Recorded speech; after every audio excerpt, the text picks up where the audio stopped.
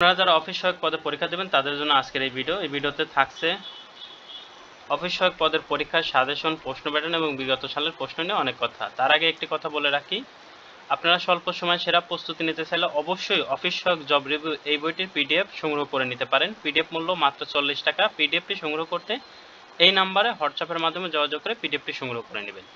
Office সহায়ক সময় দেওয়া 60 মিনিট, মার্ক 40 মার্কের পরীক্ষা হয়। অনেক সময় আছে 1.5 ঘন্টা সময় দেওয়া হয়, 70 মার্কের বা 75 মার্কের পরীক্ষা হয়। তো চলুন দেখে নিই কোন কোন টপিক থেকে সাধারণত প্রশ্ন করা হয়। সন্ধি বিচ্ছেদ থেকে প্রশ্ন আসে। সন্ধি বিচ্ছেদ: রাজজ্ঞী, রাজ প্লাস নি। পতঞ্জলি, পথ যোগ অঞ্জলি। গবেশ্বর, গো যোগ ঈশ্বর। নাবিক, নৈ যোগ ইক, নাবিক। পবন, পো যোগ on, Pawan.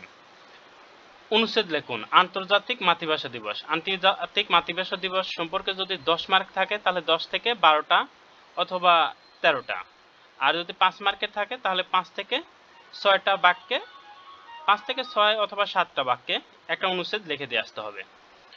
Correct the following sentence. অনেকেই আছে এই অনুচ্ছেদের কথা শুনলেই 4-5 পেজ লিখে দিয়ে আসেন, সর্বশেষে গিয়ে অন্যান্য প্রশ্নের উত্তর করে আসতে পারেন না। অতএব যাই লিখবেন এইগুলা তথ্যবহুল লিখবেন, 5 থেকে 7 বাক্যে লিখবেন যদি 5 মার্কের হয়। Correct the following sentence.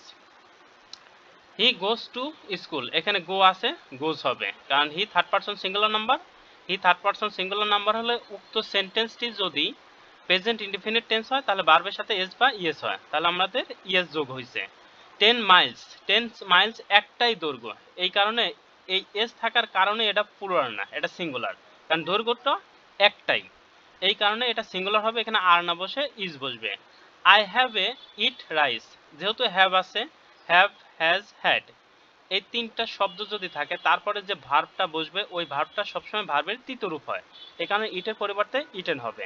Walking, walking যে কোনো ভার্ব বা জিরান্ড যদি সাবজেক্ট হিসেবে বসে সেটা সবসময় সিঙ্গুলার, যেহেতু এটা জেরান্ড, ভার্বের সাথে আইএনজি যোগ হলে ওটা অনেক সময় জেরান্ড হয়, অনেক সময় প্রেজেন্ট পার্টিসিপল হয়, তবে এখানে সাবজেক্টের জায়গায় বসছে বলে এটা জিরান্ড, আর জিরান্ড সবসময় থার্ড পারসন সিঙ্গুলার হয়, এজন্য আর না বসে ইজ বসছে। Dhaka is capital of the Bangladesh, এখানে আর্টিকেলে ভুল আছে, কারণ বাংলাদেশ একটি জায়গার নাম, কোনো জায়গার নামের আগে অবশ্যই আর্টিকেল বসে না, তাহলে এখানে কি হবে, ডিটা উঠে যাবে, ডিটা উঠে গিয়ে হবে কি Dhaka is the capital of Bangladesh, এই ক্যাপিটালের আগে দা বসবে। এরপর আসি, write the paragraph Bangabandhu and Bangladesh. Paragraph লিখতে হবে বঙ্গবন্ধু এবং বাংলাদেশ সম্পর্কে নিয়ে, এখানে যাই লিখবেন তথ্যবহুল করে লিখবেন, যদি 5 মার্কের হয় তাহলে 5 থেকে 7 বাক্য, যদি 10 মার্কের হয় তাহলে 10 থেকে 12 বাক্যের লিখবেন, 12 বাক্যে লিখে শেষ করতে হবে। এরপর আসি গণিত। দুইটি সংখ্যার যোগফল 6 এবং বিয়োগফল 20 হলে সংখ্যা দুইটির গুণফল কত? অনেকেই সরাসরি উত্তর লিখে দিয়ে আসেন, মনে মনে গণিতটা করে রাফ করে উত্তর লিখে দিয়ে আসেন, 1 মার্কও পাবেন না। টোটাল এইভাবে আপনাকে করে কিভাবে উত্তর বের করছেন সেটা দেখাতে হবে। আমরা নবম দশম শ্রেণী অথবা ক্লাস 8-এ যেভাবে সম্পূর্ণ গণিত করতাম সেভাবে করে উত্তর লিখে দিয়ে আসতে হবে। এরপর আসি, একটি ছাগল 10% ক্ষতিতে বিক্রয় করা হলো, বিক্রয় মূল্য 450 টাকা বেশি হলে 5% লাভ হতো, ছাগলটির ক্রয় মূল্য কত? আমরা মনে করি ছাগলটির ক্রয় মূল্য 100 টাকা, 10% ক্ষতিতে বিক্রয় মূল্য 90 টাকা, 5% লাভে বিক্রয় মূল্য 105 টাকা, অতএব বেশি মূল্যে বিক্রয় মূল্য বেশি হলো 15 টাকা, তাহলে 15 টাকা বেশি হলে ক্রয় মূল্য 100 টাকা, বিক্রয় মূল্য 1 টাকা বেশি হলে ক্রয় মূল্য 100/15, বিক্রয় মূল্য 450 টাকা বেশি হলে ক্রয় মূল্য আমরা ক্যালকুলেশন করলে 3000 টাকা পাবো। এবার আসি সাধারণ জ্ঞান। 4টা টপিকস থেকেই কিন্তু প্রশ্ন করা হয়, বাংলা, ইংরেজি, গণিত, সাধারণ জ্ঞান। সংক্ষেপে উত্তর লিখুন। কারাগারে রোজনামচা রচয়িতাকে? শেখ মুজিবুর রহমান।